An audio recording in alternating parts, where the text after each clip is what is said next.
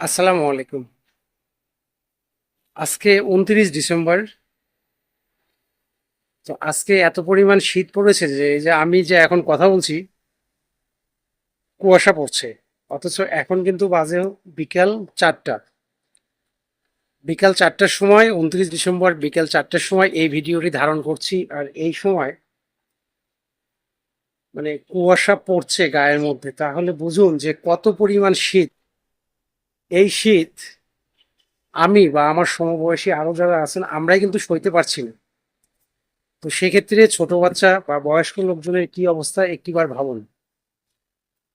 তাই খুব করে অনুরোধ করব যে আপনি যেখানে আছেন, আপনার পরিবারে যদি বয়স্ক লোক থাকে, ছোট বাচ্চা থাকে, অবশ্যই শীতে তাদেরকে অবহেলা করবেন না। অনেকের পরিবারে আছে বাবা মা বয়স্ক হয়েছে, আহ, কিংবা দাদা দাদি, কিংবা ছোট বাচ্চা, নিজের সন্তান, ভাতিজা ভাতিজি ইত্যাদি।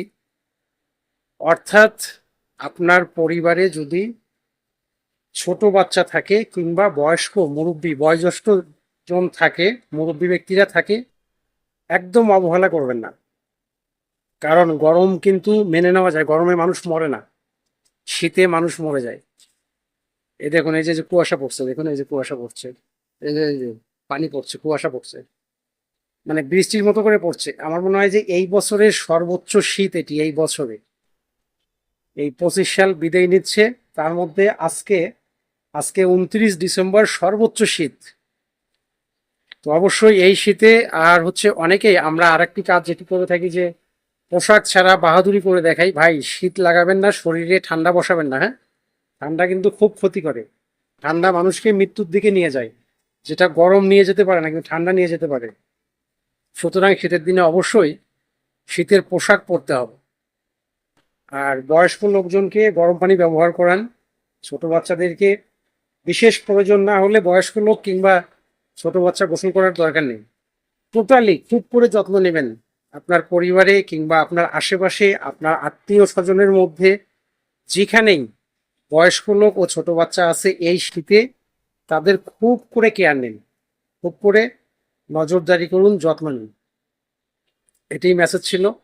আর লাস্টে আরেকটি কথা বলি, এর আগে অনেকগুলো ভিডিওতে বলেছি, আজকেও বলি, সেটি হচ্ছে যদি সামর্থ্য থাকে তো শীতের বস্ত্র দান করুন। এবার না হয় পুরানটাই ব্যবহার করুন। আহ, আপনি, আমরা তো প্রতি বছর আমাদের জন্য কিনি, তো এবার না হয় পুরানটাই ব্যবহার করুন। সামর্থ্য থাকলে আপনার জন্যও কিনুন, আপনার প্রতিবেশী যাদের নেই শীতের কাপড় তাদের জন্যও কিনুন, তাদেরকে দান করুন।